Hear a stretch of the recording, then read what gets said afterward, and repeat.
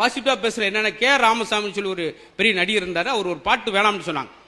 நான் பாட மாட்டேன் இனி பாட மாட்டேன், இந்த பாட்டு ரொம்ப நெகட்டிவா இருக்கு வேணாம் அப்படின்னாங்க. அவர் நான் பாடிய ஆவேன் பாடினாரு. அதான் அவருக்கு கடைசி பாட்டு. டி.எம். சௌந்தரராஜன் அவர்கள் மிகச்சிறந்த பாடகர். ஒரே ரெண்டு பாட்டு தான் அவர் கடைசி பாட்டா போச்சு. எது நான் ஒரு ராசி இல்லாத ராஜான்ற பாட்டு அவர் கடைசி பாட்டா போய். அது மாதிரி இந்த வார்த்தைகளே அப்படி செய்யும். அதனால முடிந்த அளவுக்கு குழந்தைகளை காலையில் எழுப்பும் போது உற்சாகமா எழுப்புங்கன்றாங்க. எப்படி எழுப்பணுமா?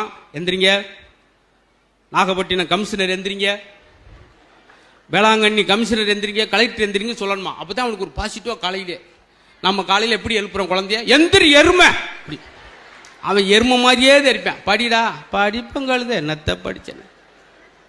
வெளிநாட்டில் பாருங்க, தாமஸ் ஆல்வா எடிசன் வந்து 1200 கண்டுபிடிப்பை கண்டுபிடிச்சிருக்காரு. எப்படி தெரியுமா? இந்த விஷயத்தை சொல்லிட்டு முடிக்கிறேன்.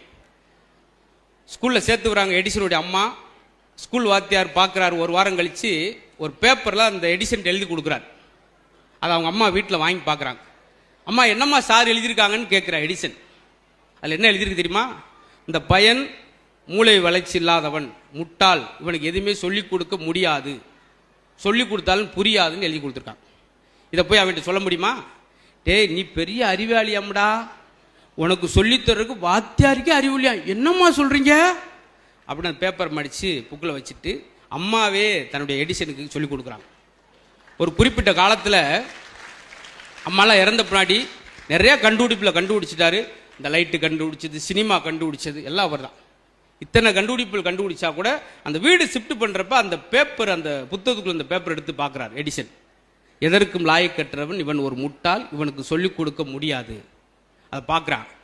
இவ்வளோ நெகட்டிவான விஷயத்தை அம்மா எவ்வளோ பாசிட்டிவாக சொல்லி கொடுத்து இன்னைக்கு இவ்வளோ கொண்டு வந்திருக்காங்களே. நம்மளால என்ன செய்வோம்?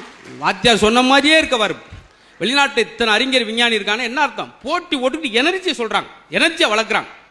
பயம் பிறந்தோட வெளிநாட்டில் சொல்லுவாங்களாம், நம்மளுக்கு பிரதமர் பிறந்துட்டான், உடனே அம்மா அப்படி சொல்லாங்க, சயின்டிஸ்ட் பிறந்துட்டான்னு சொல்லுங்க. போட்டி ஓட்டுக்கிட்டு வளர்க்குறது. நம்ம ஊரில் ஒரு பயம் பிறந்தோன்னா அம்மா சொல்லும், எனக்கு கொல்லியோட மயம் பிறந்துட்டான். உடனே அப்பா எனக்கு பிச்சை எடுத்து கூட கஞ்சி ஊற்றுவான். கொல்லியும் போட்டு பிச்சை எடுத்துக்கிட்டே இருந்தால் பிச்சை தான் எடுத்துக்கிட்டே இருக்க வேண்டியதான். அதனால் பாசிட்டிவாக சொல்லுங்கள். இதே போல் மகிழ்ச்சியாக இருங்கள், சந்தோஷமாக இருங்கள். ரொம்ப அருமையான வாய்ப்பு. அழகான முகங்களை பார்த்து எனக்கு உற்சாகம் கிடைத்தது. எப்பயுமே இறைவன் உங்களுக்கு இந்த மகிழ்ச்சியை தொடர்ச்சியாக கொடுக்கட்டும். துண்டு பண்ணுவதில் வாழ்க்கை, உண்டு பண்ணுவது அப்படின்வாங்க. விதைப்பதில் வாழ்க்கை, அன்பை விதைப்பது தான் வாழ்க்கை அப்படின்வாங்க. அது மாதிரி எப்பயுமே அன்பாகவே சந்தோஷமாக மகிழ்ச்சியாகவே இருப்போம். மகிழ்ச்சி எல்லா இடத்திலும் பெருகட்டும்.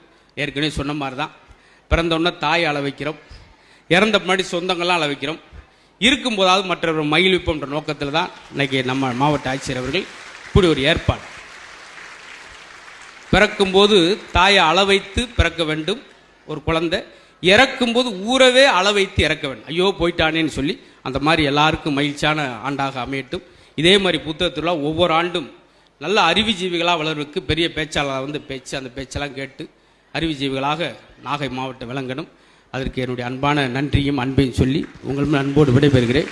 நன்றி, வணக்கம். நன்றி.